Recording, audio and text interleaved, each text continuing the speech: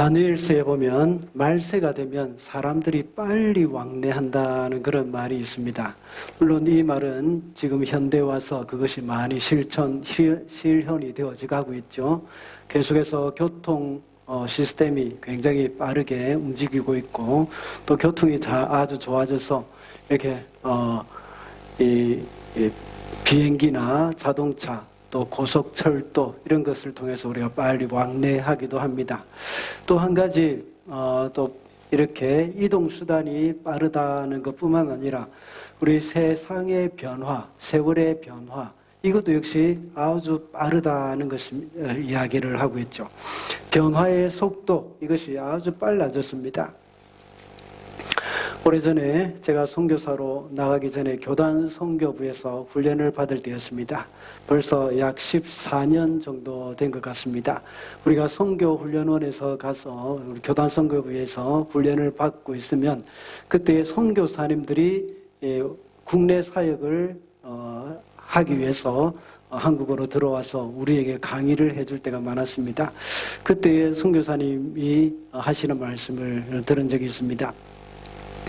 처음에 한국에 왔을 때에 버스를 타는데 많은 사람들이 버스를 탈 때에 요금을 내지 않고 지갑을 탁 갖다 대더라는 겁니다. 그리고 또 어떤 사람은 가방을 갖다 대는 사람도 있었고, 그 다음에 또 어떤 사람은 엉덩이를 착 갖다 대니까 이제 아무 문제 없이 버스를 타고 갈 수가 있었다고 했습니다. 그래서 자기도 이제 그 선교사님도 지갑을 탁 갖다 대는데 운전기사님이 오라고 하시더랍니다. 그때 알게 된 것이 바로 이 교통카드를 가지고 거기에 충전을 해가지고 이제 버스 요금을 지불해야 되는 것, 그것을 알지 못했던 겁니다. 그래서 이 선교사님이 한국이 너무 빨리 변하고 있다고 하면서 불과 몇 년 전에 한국에 왔다가 이렇게 왔는데 이렇게 변화되었다, 바뀌어졌다 하면서 이제 선교지에 갔다가 들어오는 선교사들을 위해서 이제 선교본부에서는 의무적으로 좀 한국 적응을 위해서 교육을 시켰으면 좋겠다 하는 그런 말을 했습니다. 참 세계적으로 가장 변화가 빠른 나라가 한국이지 않습니까? 이렇게 한국의 빠른 변화의 속도, 이것을 또 적응을 해 나가야 합니다. 그런데 또한 세상에서 또 이 세계에서 변화의 속도가 참 느리다고 생각하는 나라, 또 우리가 뉴질랜드에 살고 있지 않습니까? 그런데 뉴질랜드도 요즘 보면 한 몇 년 사이에 굉장히 많이 바뀌어지고 변화되어져 가는 것을 볼 수가 있습니다. 오늘날은 이 스피드 시대입니다. 그래서 모든 것이 빨리 지나가고 있는 것입니다. 지금은 변화의 속도가 참 많이 빨라졌습니다. 이 세월이 갈수록 더 빨라져 가는 것 같습니다. AI 시대로 해가지고 또 AI의 발전 속도도 굉장히 빨라지고 있습니다. 이렇게 빠르게 변하는 시대에 사람들은 기다리는 것, 이런 것을 그렇게 별로 좋아하지 않는 것 같습니다. 조용한 시간을 가지면서 시간을 두고 깊이 생각에 잠길 만한 그런 시간적인 여유도 없고 또 마음의 여유도 많이 없어졌습니다. 이제 책을 읽는 사람도 많이 없어졌습니다. 그냥 휴대전화로 동영상을 보는 것이 더 편하고 그것을 더 좋아하는 시대가 되었습니다. 이런 시대적인 흐름에 따라서 그리스도인들도 역시 이 조용히 앉아서 기도하거나 성경을 읽는 일이 많이 줄어들었고 또 말씀을 묵상하는 일은 더 많이 사라져가고 있습니다. 아무리 AI 시대라고 하더라도 말씀을 묵상하는 일이나 또 기도하는 일, 이런 것들은 AI가 대신해 줄 수가 없습니다. 내가 직접 하나님과 교통하는 시간이기 때문이죠. 묵상이라는 말의 의미가 뭡니까? 되새김질한다 하는 그런 의미지 않습니까?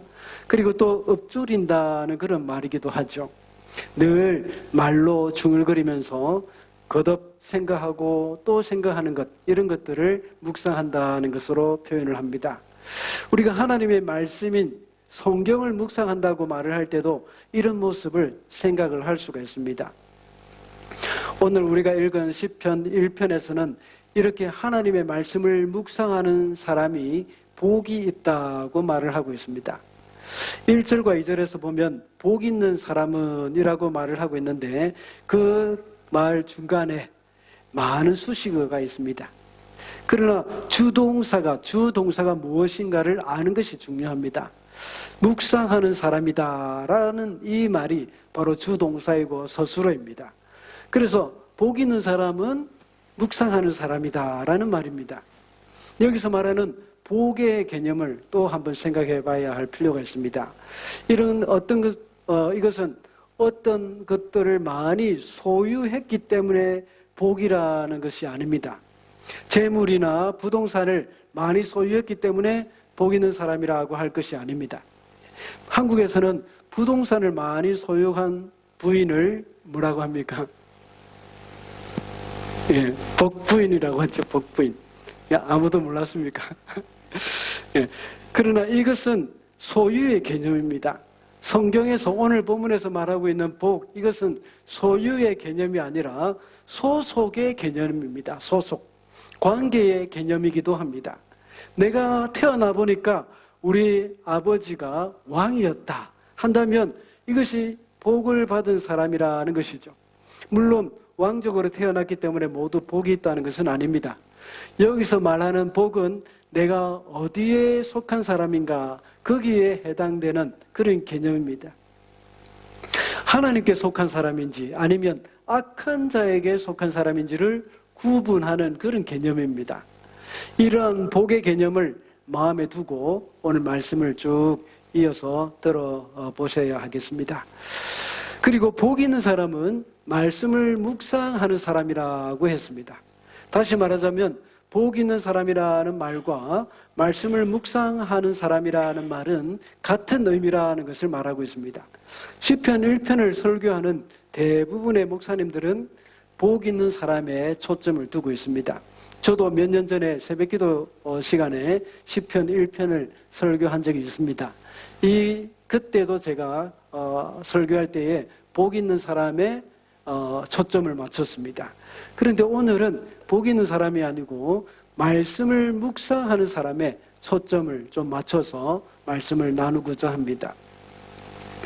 먼저 말씀을 묵상하는 사람은 악을 멀리합니다. 말씀을 묵상하는 사람은 어떤 사람이라고 했습니까? 예, 악을 멀리하는 사람입니다. 1절을 읽어보겠습니다. 1절 우리 다 같이 읽어보겠습니다. 시작.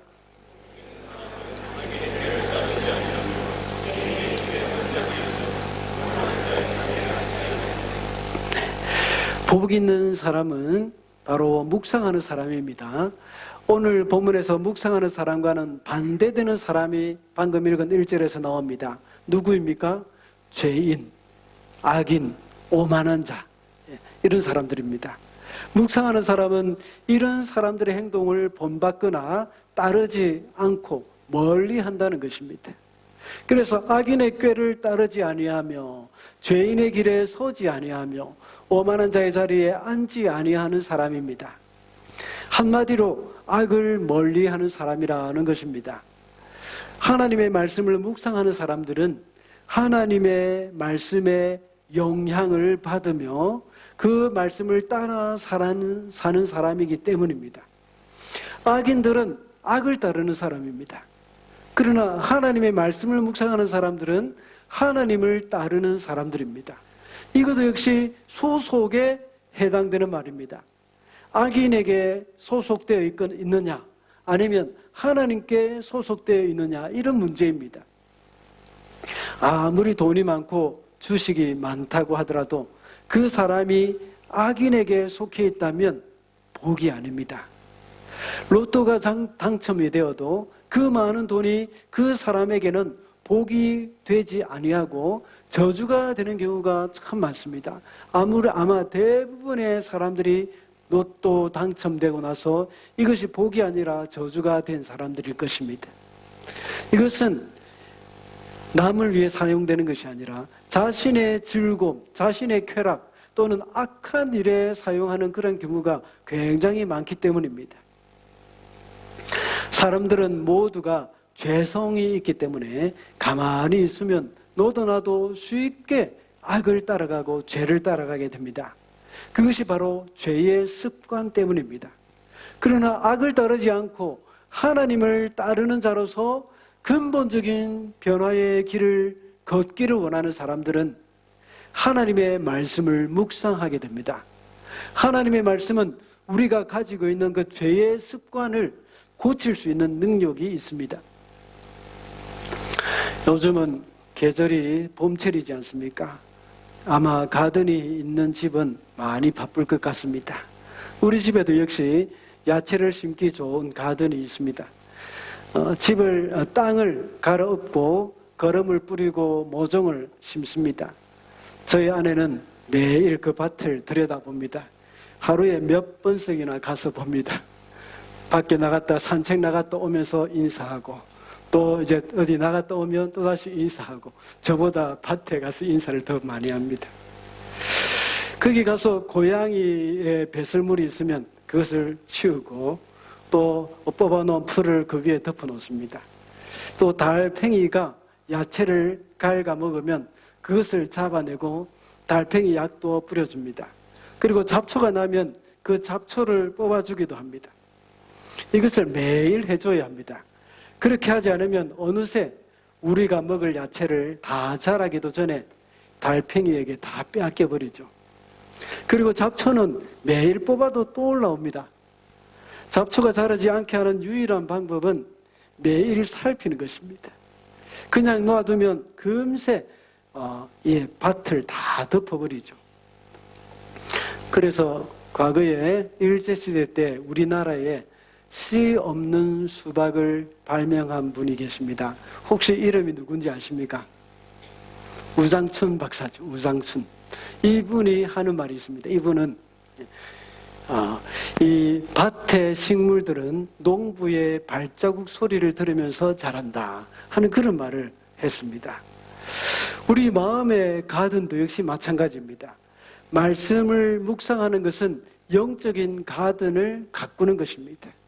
우리 마음에 있는 성령의 열매는, 성령님의 열매는 바로 하나님의 말씀을 들으면서 자라는 것입니다.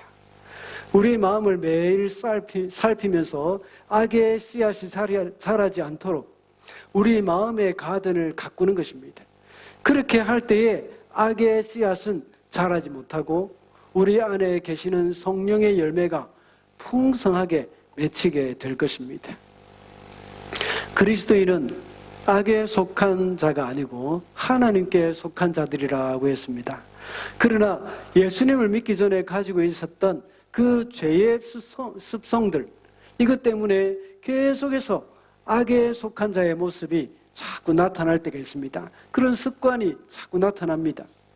그러나 그 습관을 버리겠다고 생각하고 거기에만 자꾸 집중을 하지만 또다시 그 습관에 빠지기가 참 쉽습니다.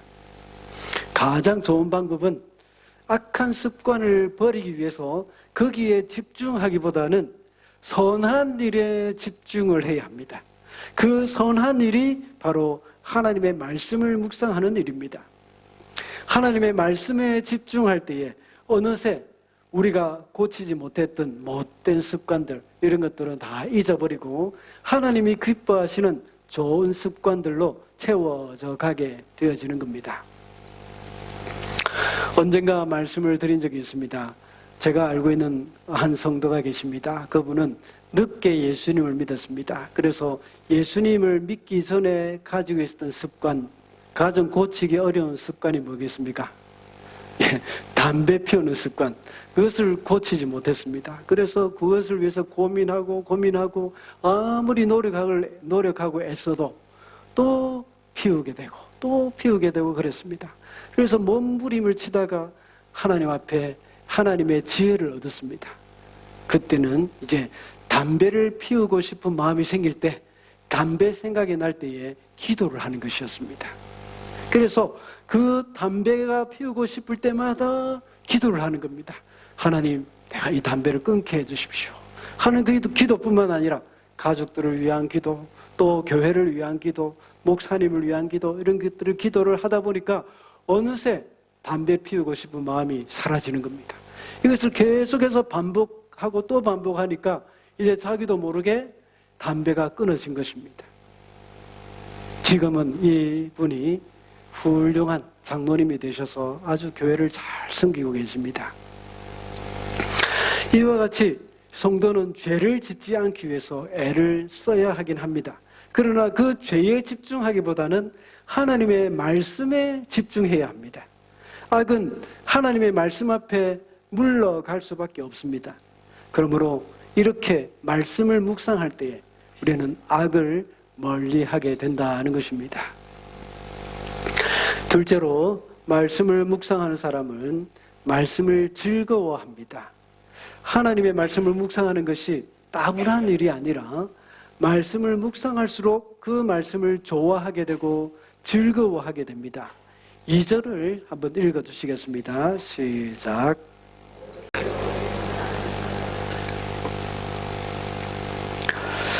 즐거워한다는 말은 원문으로 보면 그의 기쁨 또는 그의 소원이라는 의미가 있습니다. 하나님의 말씀이 바로 그 사람의 즐거움이고 또는 그 사람이 성취하고자 하는 그 소원, 이것을 말하는 것입니다. 악에 속한 사람은 악을 즐거워하고 기뻐합니다. 악을 행하는 것이 그의 소원이 되어가지고 밤낮 그 악을 계획하는 일에 여념이 없습니다. 그러나 하나님께 속한 사람은 복이 있는 사람으로서 말씀을 묵상하는 사람이라고 했죠. 이들은 하나님의 말씀을 즐거워합니다. 나쁜 일을 즐거워하는 것이 아니라 하나님의 말씀을 즐거워하고 그 말씀을 성취하고 싶어하는 사람들입니다. 그 말씀대로 살아가는 것이 너무 좋습니다. 그래서 밤낮 말씀을 묵상합니다. 하나님의 말씀을 들으면 그 말씀이 너무 좋아서 실생활에 실천을 합니다. 그것을 실천하며 살다 보니까 정말 이 말씀이 맞다 하는 것이 삶으로 증명이 되어지는 겁니다. 그래서 그 사람의 삶이 변화되어지고 마음의 변화도 일어나며 또 가치관의 변화가 일어나는 것입니다. 이것이 바로 하나님의 말씀의 능력을 경험하는 것입니다. 그래서 예수께서는 하나님의 말씀을 성취하는 것이 양식이라고 말씀하셨습니다. 요한복음 4장에 보면 예수께서 제자들을 데리고 사마리아 수가성으로 갔습니다. 거기에서 이제 식사 때가 되어서 제자들은 다 성 안으로 음식을 구하러 갔죠. 그 사이에 예수님은 사마리아의 수가성 여인과 대화를 했습니다. 이 여인이 예수님과 대화를 하는 중에 이 예수님이 바로 하나님이 보내신 메시아다 하는 것을 깨닫게 되었고 그 기쁨으로 바로 뛰쳐가서 이 성 안에 있는 사람들에게 내가 메시아를 보았다, 내가 주를 만났다 하는 것을 알리게 되는 것이죠. 이제 나중에 제자들이 돌아와서 먹을 것을 드렸을 때에 예수께서 말씀하시기를 나의 양식은 나를 보내신 분의 뜻을 행하고 그분의 일을 이루는 것이다 하고 말씀을 하셨습니다. 예수께서는 사마리아 수가성 여인이 주께로 돌아온 것에 대한 기쁨을 말씀하신 것입니다. 바로 하나님의 말씀을 이루는 일을 즐거워하셔서 바로 이것이 내 양식이라고 말을 하는 것입니다. 그리고 다윗도 역시 하나님의 말씀을 무척이나 사랑했습니다. 그래서 그의 시편에 하나님의 말씀을 찬양하는 노래를 굉장히 많이 썼습니다. 특히 시편 119편을 보면 전체가 176절이라는 아주 긴 시편이 있습니다. 그 176절 매 구절마다 하나님의 말씀이라는 말이 다 들어가 있습니다. 176절 한 절 한 절마다 주의 율례, 주의 법도, 주의 규례, 주의 말씀 이러한 말이 매 구절마다 다 들어 있습니다. 그리고 시편 119편이 왜 176절까지 있는 줄 아십니까? 히브리어 전체 알파벳이 22개입니다. 알파벳 하나에 8줄씩 해서 시를 지었기 때문입니다. 이런 시의 형식을 가리켜서 답관체라고 말을 합니다. 히브리어의 알파벳 전체 22자의 순서에 따라서 각 절 또는 각 연의 첫 글자가 배열된 그 시의 형식을 가리키는 것이죠. 무슨 말인가 하면 히브리어 알파벳 첫 글자가 알렙입니다. 알렙. 그 다음에 두 번째 글자가 베이트입니다. 그러니까 알렙으로 시작하는 단어로 1절부터 8절까지 시를 지었습니다. 그리고 두 번째 알파벳인 베이트로 시작하는 그 글자가 9절부터 16절까지 이렇게 기록이 되어 있습니다. 이렇게 해서 176절까지 알파벳 22자를 다 시로 만드는 것입니다. 그렇게 해서 하다 보니까 22 곱하기 8 하니까 176이 나온 것이죠. 제가 파워포인트로 보여드리는 이것은 히브리어 성경 시편 119편 말씀인데 알파벳 첫 글자, 첫 번째 두 글자와 또 마지막 두 글자만 예로 올려놓은 것입니다. 이 22글자를 다 올려놓기는 너무 분량이 많고, 그러니까 알파벳 22자를 올려놓기는 너무 분량이 많고, 첫 번째 글자 두 개 알렙과 베이트, 마지막 글자 두 개 쉰과 타우, 이 두 개를 이렇게 예를 들어서 올려놓은 것입니다. 아마 여러분들 중에서 영어 성경이 있는 분들 중에, 영어 성경 중에는 이 시편 119편을 보면 각 8절마다 나누어 가지고 히브리어 알파벳을 표시해 놓은 것도 있을 것입니다. 혹시 여러분들 중에 영어 성경에 그것이 있는 사람이 있습니까? 혹시 집에 가서 한번 찾아보시기 바랍니다. 영어 성경을 한번 찾아보시면 그 알파벳이 다 8절마다 구분되어서 기록을 해놨습니다. 다윗이 하나님의 말씀을 얼마나 사랑했으면 이렇게 알파벳 하나하나를 다 넣어서 매 구절마다 하나님의 말씀이라는 의미가 들어간 이 시를 지었겠습니까? 정말 대단하지 않습니까? 다윗은 시편 19편 10절에도 역시 이렇게 말하고 있습니다. 하나님의 말씀은 금보다 정금보다 더 사모할 것이며 꿀보다 송이꿀보다 더 달다 하고 고백을 합니다. 우리가 세상에 다른 것에 기쁨을 둔다면 하나님의 말씀이 즐겁지가 않습니다. 성경을 읽고 묵상하는 시간이 너무 아깝게 여겨지지 않겠습니까? 이것이 굉장히 따분한 일로 여겨질 수도 있습니다. 차라리 그 시간에 다른 의미 있는 일을 하는 것이 더 낫다 하는 생각이 들 수도 있습니다. 그런데 유대인들은 하나님의 말씀을 가르치는 것을 아주 중요하게 여겼습니다. 자녀들에게 하나님의 말씀을 교육시킬 때에 항상 꿀을 준비했습니다. 성경을 읽을 때마다 꿀을 조금씩 먹게 했습니다. 그렇게 함으로 인해서 하나님의 말씀이 따분하고 지루한 것이 아니라 우리에게 기쁨을 준다는 것을 알게 해주는 것입니다. 그리고 아까 시편 19편이죠. 19편 10절의 말씀을 하고 있는 것처럼 주의 말씀은 이 꿀보다, 송이꿀보다 더 달다 하는 것을 몸소 체험해 보여주고 싶어 하는 것입니다. 그래서 성경을 읽을 때 꿀을 먹게 함으로써 심리적인 그 즐거움을 가질 수 있도록 하고 있는 것이죠.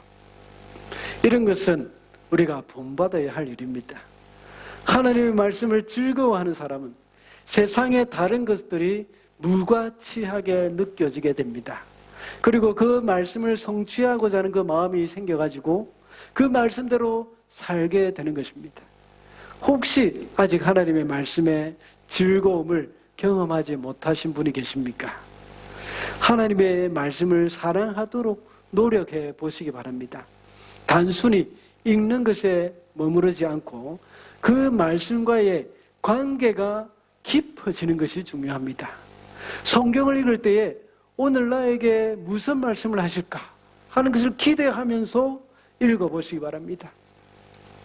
여러분, 드라마를 보실 때에 계속해서 그 다음 또 그 다음 시간 가는 줄 모르고 보시는 이유가 뭡니까?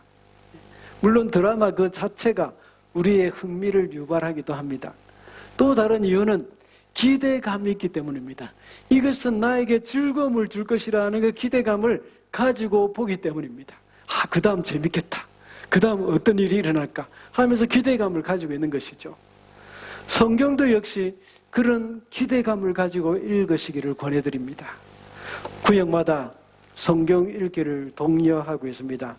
왜냐하면 혼자서 읽는 것보다 함께 읽을 때에 서로 격려가 되고 더 읽기가 좋기 때문이죠. 운동할 때도 역시 서로 약속해가지고 만날 시간을 딱 정해가지고 함께 가면 더 쉽지 않습니까? 자기의 의지, 가기 싫다 하고 생각하는 그것을 극복하고 약속했기 때문에 가게 되는 것이지 않습니까? 성경도 그렇습니다. 성경 읽는 것도 역시 함께 같이 읽으면 서로 약속한 것이기 때문에 같이 더 잘 읽을 수가 있는 것이죠.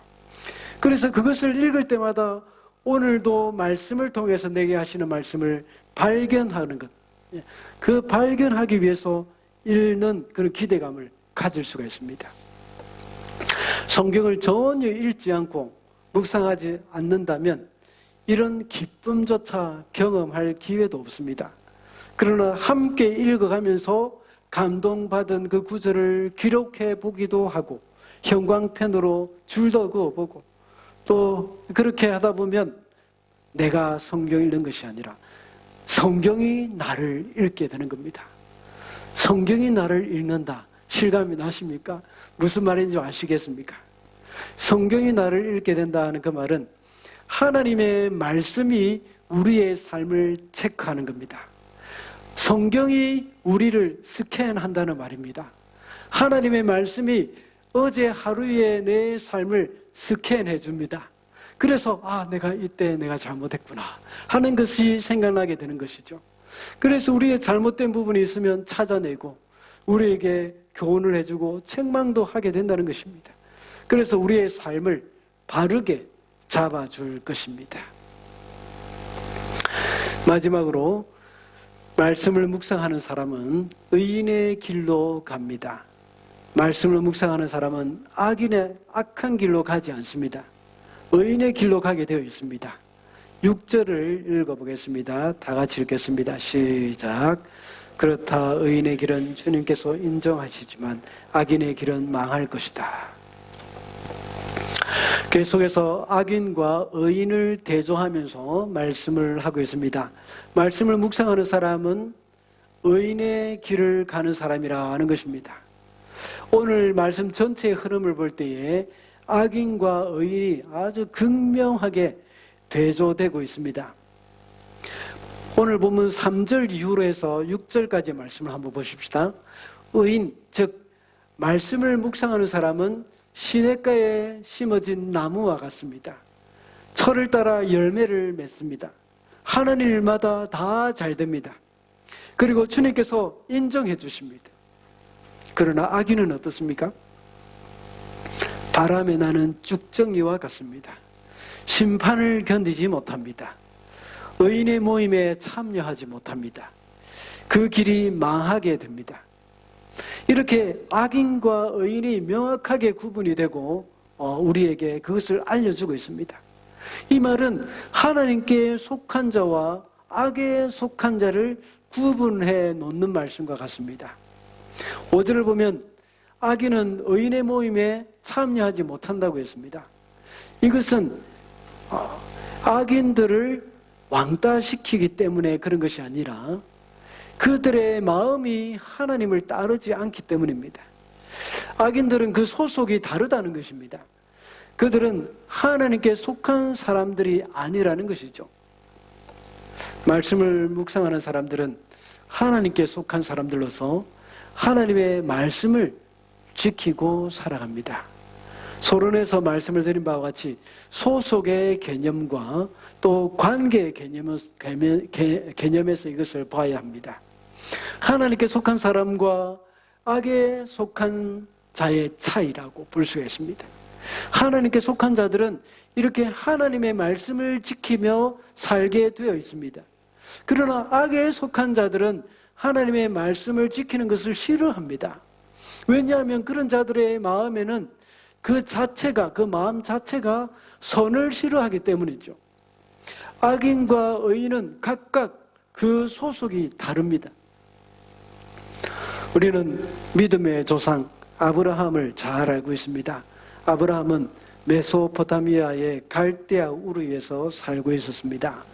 여호수아 24장에 보면 아브라함은 갈대아 우르에서 우상을 섬기며 살고 있었던 사람이었습니다. 그 당시에 아브라함은 악한 자에 속한 사람이었던 것이죠. 그런데 하나님께서 그를 갈대아 우르에서 불러내셨습니다. 그리고 하란을 거쳐서 가나안 땅으로 인도하셨습니다. 하나님께 속한 사람이 되도록 하기 위한 것입니다. 그래서 아브라함은 마침내 본토 친척 아비 집을 떠나서 의인의 길로 들어서게 된 것입니다. 아브라함이 이렇게 가나안 땅으로 갈 때에 하나님의 약속의 말씀을 붙들고 갔습니다. 하나님은 아브라함에게 자식을 주시겠다는 그런 약속과 함께 너로 하여금 큰 민족을 이루게 하겠다 하는 그 약속을 주셨습니다. 그리고 그 땅을 주시겠다는 약속도 하셨습니다. 아브라함은 그 약속의 말씀을 믿고 갔다 하는 그 말은 바로 그 약속의 말씀을 묵상했다는 겁니다. 계속해서 기억하고 되새기고 의심하는 마음이 생길 때마다 그 약속의 말씀을 다시 생각하는 것이죠. 그래서 그 약속의 말씀을 믿었기 때문에 그의 독자 이삭을 바치라는 그 하나님의 명령에도 역시 순종할 수 있었던 것입니다. 이런 맥락에서 볼 때에 아브라함도 역시 하나님의 말씀을 묵상하는 사람이었다는 것이죠. 그래서 악인의 길에서 떠나 의인의 길로 들어섰고 계속해서 그 길로 걸어갔던 것입니다. 물론 아브라함이 전혀 실수를 하지 않은 것은 아닙니다. 어떤 실수를 했습니까? 자기 아내를 누이라고 속이는 그런 실수를 했습니다. 또 하나님의 약속을 온전하게 믿지 못하여서 조급한 마음도 가지고 있었죠. 그 결과 어떤 일이 있었습니까? 자기 여종을 통하여서 그의 아들 이스마엘을 낳게 되는 그런 실수도 했습니다. 그런데 하나님께 속한 사람은 실수를 하지만 다시 돌아옵니다. 베드로가 그랬지 않습니까? 예수님을 3번이나 부인했지만 회개하고 돌아왔습니다. 반면 가룟 유다는 자신의 죄를 스스로 해결하려고 하다가 결국 멸망의 길을 택했습니다. 왜냐하면 가룟 유다는 악에 속한 사람이었기 때문이고 베드로나 아브라함은 의인의 길을 걸어갔던 사람이기 때문입니다. 우리도 연약해서 넘어질 수 있습니다. 하지만 중요한 것은 다시 하나님께 돌아오는 것입니다. 말씀을 묵상하는 사람은 넘어져도 다시 일어납니다. 하나님의 말씀을 마음에 새기고 그 말씀을 따라 살려고 애를 쓰는 사람은 실수를 하더라도 결국 의인의 길로 가게 됩니다. 하나님의 말씀으로 다시 돌아가기 때문이죠. 악에 물들기가 너무나도 쉬운 이 시대에 우리는 하나님의 말씀을 묵상하는 그 일에 힘을 써야 합니다. 그렇게 할 때 우리는 악인의 길로 가지 않고 의인의 길로 갈 수가 있습니다. 그러므로 말씀을 묵상하는 사람은 바로 의인의 길로 가게 된다는 것입니다. 성경을 읽든지 묵상을 하든지 우리는 성경을 가까이 해야 합니다. 저는 성경이 매장 분류대로 한 장씩 1장, 2장, 3장 이렇게 분류되어 있는 것이 얼마나 감사한 일인지 모릅니다. 사실 본래 성경은 1장, 2장, 3장 이렇게 구분되어 있지 않습니다. 이것은 옛날에 인쇄술이 이제 발달되고 나서 이제 성경을 많이 찍어낼 때에 인쇄소에서 인쇄업자가 장절을 구분해 놓은 것입니다. 그런데 이것이 참 우리에게는 얼마나 큰 유익을 주는지 모릅니다. 성경을 찾을 때도 장절을 구분해서 금방 찾을 수 있죠. 한 장을 읽는 데는 5분 정도면 충분할 것입니다. 우리에게 성경을 사모하는 마음만 있으면 그 짧은 시간에 이 성경을 읽을 수 있습니다. 한 장 딱 읽을 수 있습니다. 여러분들 짧은 시간 2분, 3분, 5분, 10분 이런 시간 다른 할 일이 없으면 보통 뭐 합니까? 유튜브 볼 때도 많고 쇼츠 이런 것들을 볼 때가 많죠. 그런데 그 짧은 시간에 우리는 성경 한 장을 딱 읽을 수 있는 그 분량이 있는 겁니다. 그래서 다른 것을 하면서 시간을 낭비하기보다는 성경 한 장 정도 계속해서 읽을 수 있는 것이죠. 이것이 하루에 몇 번 반복된다면 1년에 1독 정도는 무난하게 해낼 수 있을 줄로 믿습니다. 오늘날은 변화가 빠른 시대입니다. 많은 사람들은 천천히 조용히 묵상하는 것이 그리 익숙하지 못한 시대가 되었습니다. 그러나 그리스도인은 달라져야 합니다. 모두가 찰나적이고 즉각적인 결과를 좋아하는 이 시대에 진정한 리더로서 이 세상에서 우리는 선한 영향력을 발휘하면서 살아가야 합니다. 우리 성도들은 모두가 다 하나님께 속한 복 있는 사람들입니다. 다시 말하자면 말씀을 묵상하는 사람이라는 것입니다. 말씀을 묵상하는 사람은 어떤 사람이라고 했습니까? 악을 멀리하는 사람입니다. 그리고 또 말씀을 즐거워하는 사람입니다. 의인의 길로 가는 사람입니다. 우리는 말씀을 묵상하고 성경을 읽는 것보다 다른 것 하는 것이 더 재미있을 수도 있습니다. 그러나 그것을 계속해서 하다 보면 우리가 말씀 묵상하거나 성경 읽는 것이 영원히 계속해서 우리와 멀어질 수도 있습니다. 그렇기 때문에 틈만 나면 말씀 묵상하고 성경 읽는 것을 습관화해야 할 것입니다. 그렇게 할 때에 이것이 우리의 즐거움이 되고 그것이 우리의 기쁨이 되어서 마음의 소원이 되어질 것입니다. 우리는 말씀을 묵상하는 사람으로서 하나님께 속한 그런 사람이 되어 가시기를 바랍니다. 기도하겠습니다.